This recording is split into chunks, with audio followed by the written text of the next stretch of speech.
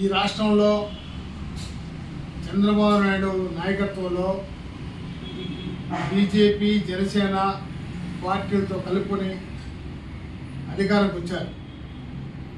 అధికారం వచ్చినప్పుడు సాంచి కూటమిలో ఉన్నటువంటి 3 రాజకీయ పార్టీల కార్యకర్తలు, నాయకులు, గెలిచిన ఎమ్మెల్యేలు ఎట్లా డబ్బు సంపాదించాలా, ఏ విధంగా దోసుకోవాలనే ప్రయత్నం చేస్తున్నారు తప్ప గత ప్రభుత్వం చేసినటువంటి తప్పులని చేయకుండా గతంలో చేసిన కుంభకోణాన్ని బయటికి తీసి ఆ కుంభకోణానికి ఎవరు బాధ్యత లేరో వాళ్ళందరినీ కూడా కేసులు పెట్టి అరెస్ట్ చేయడానికి ఈ ఎమ్మెల్యేలు కానీ ఈ ప్రభుత్వం కానీ ప్రయత్నం చేయలేదు. అందులో భాగమే మదనపల్లి లేదా తమ్మలపల్లి, చిత్తూరు, తిరుపతి, కాళహస్తి ఈ ప్రాంతాల్లో జరిగిన భూ కుంభకోణాల యొక్క వివరాలు కుంకాలుగా ఎలక్ట్రానిక్ మీడియా, ప్రింట్ మీడియా బయట పెడతా ఉన్నా కూడా స్థానిక ఎమ్మెల్యేలు లేదా మంత్రులు, ప్రభుత్వము, అధికారులు ఎవరు చర్యలు తీసుకోలేదు. అంటే దీన్ని బట్టి ఈ ప్రభుత్వం కూడా అవినీతి ప్రోత్సహించడానికి, అవినీతిలో కూరకపోవడానికి ప్రయత్నం చేస్తూ ఉంది, దందాలు వసూలు చేయడానికి ప్రయత్నం చేస్తూ ఉంది, బెదిరింపులతో భూ కబ్జాలు చేయడానికి ప్రయత్నం చేస్తూ ఉంది కూడా తేడాతనం అవుతూ ఉంది. అలాగే ప్రభుత్వంలో పనిచేస్తున్నటువంటి ఉద్యోగస్తులు ఎవరో ఒకరు తన యొక్క పోస్టు కోసం ఐఏఎస్ అధికారులు, సీనియర్ ప్రిన్సిపల్ సెక్రటరీస్ ఆర్డర్లు వేస్తే కూడా ఈరోజు లోకల్గా ఉన్నటువంటి రాజకీయ నాయకులు, అధికార పార్టీలో ఉన్నటువంటి చిన్న నాయకులు నాకు తెలియకుండా, నా అనుమతి లేకుండా మీ స్కూల్ టీచర్కి ఎడ చేరుతావు, లేదా ఎస్ఐకి ఎడ చేరుతావు, కానిస్టేబుల్కి ఎడ చేరుతావు, ఎంఆర్ఓకి ఎడ చేరుతావు, లేదా విలేజ్ అసిస్టెంట్కి ఎడ చేరుతావు, ఫీల్డ్ అసిస్టెంట్కి ఎట్టుంటావు అని బెదిరిస్తూ ఉన్నారు. ఇది మానుకోమని చెప్పి సిపిఐ పరిధిని హెచ్చరిక చేస్తూ ఉన్నారు. అయ్యా, కూటమిలో ఉన్న అధికార పార్టీ నాయకులారా, లేదా ఎమ్మెల్యేలారా, లేదా సోటా నాయకులారా, మీకు హెచ్చరిక చేస్తున్నాం. ప్రభుత్వం శాశ్వతం కాదు, చేసిన పని శాశ్వతం. ఉద్యోగస్తులు వేధించద్దండి. ఉద్యోగస్తులు ఏదిస్తే గత ప్రభుత్వానికి ఎలాంటి గతి పట్టిందో మీకు కూడా అదే గతి పడుతుంది. వాళ్ళు ఐఏఎస్ ఆఫీసర్ల ఆర్డర్ని మీరు ఉభయ చేయకుండా కిందున్న అధికారులను దబాయిస్తున్నారు. ఇది మానుకోండి.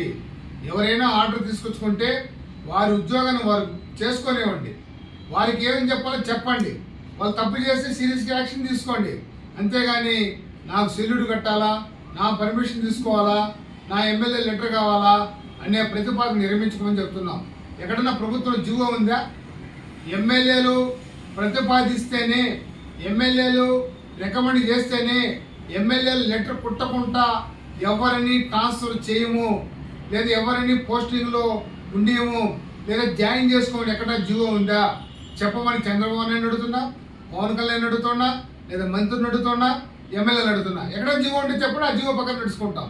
అంతేగాని పోస్టింగ్ వచ్చిన వాళ్ళని ఇబ్బంది పెట్టడం, వాళ్ళని జాయిన్ కాకుండా చూసుకోవడం, ఇది మానుకోమని చెప్తున్నాం. ఇప్పటికైనా తెరవాలి.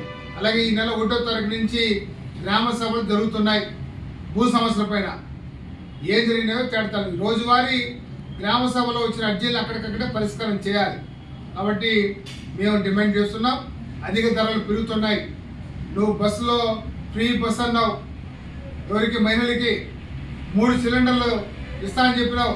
ఎక్కడ నీ యొక్క నిర్ణయం ఎక్కడ అమలు చేశావు? నీ మేనిఫెస్టోలో ఉన్న 2 సమస్యలు ఎక్కడ అమలు చేశావు? కాబట్టి ప్రీ బూస్ ఎప్పుడో చెప్పునైనా, 3 సిలిండర్లు ఎప్పుడు ఇస్తావో చెప్పునైనా, లేదా బియ్యం కార్డు లేకుండా ఉన్న వాళ్ళకి బియ్యం కార్డు ఇస్తాను అది ఎప్పుడో చెప్పునైనా, ఇవి ఇళ్ల స్థలాలకి ఇస్తా అని చెప్పినావు, ఇల్లు కట్టుకోవడానికి 5 లక్షలు ఇస్తా అని చెప్పినావు, అది ఎప్పుడో చెప్పునైనాని చంద్రబాబు అడుగుతూ ఉన్నాం. రోజు పబ్లిసిటీ చేస్తుంది కాదు, మీ ఎమ్మెల్యేలు భోగవతం ఒకటొకటి బయటపడతా ఉంది. నిన్నే సత్యవేడి ఎమ్మెల్యే భోగవతం బయటపడింది. ఇట్టా ఎంతమంది ఎమ్మెల్యేలు ఉన్నారో బయట వస్తాయి. ప్రజలు మిమ్మల్ని చీకుట్టే పరిస్థితి వస్తుంది. అది జాగ్రత్తగా ఉండండి. చీకుట్టించుకోకుండా ప్రజలకు అనుకూలమైనటువంటి పరిపాలన కొనసాగించి ప్రజలకి మీరు కల్లో నాలుగులాగా ఉండమని చెప్పి విజ్ఞప్తి చేస్తూ, తప్పుడు పనులు చేసిన వాళ్ళని మీరు సీరియస్గా యాక్షన్ తీసుకోమని చెప్తున్నాం. అధికారులపైన వేధింపులు తగ్గించండి, భూ కబ్జాలు తగ్గించండి, దందాలు మానుకోండి. గత ప్రభుత్వం చేసిన తప్పులే మేము చేస్తా అని చెప్తే ఎవరు నమ్మరు. ఈ భూ కబ్జాలు చేసిన వారిని ఎవరినైతే అరెస్ట్ చేస్తావో, క్రిమినల్ కేసులు పెడతావో అప్పుడు నీ మీద నమ్మకం వస్తుంది. కానీ లేకపోతే మీరు వారు ఇద్దరు దొంగలే, తోడు దొంగలై దేశాన్ని రాష్ట్రాన్ని కొల్లగొట్టుకుంటారని కూడా ప్రజలు అనుమానపడాల్సి వస్తుంది కూడా సిపిఐ పార్టీగా హెచ్చరిక చేస్తా ఉన్నారు.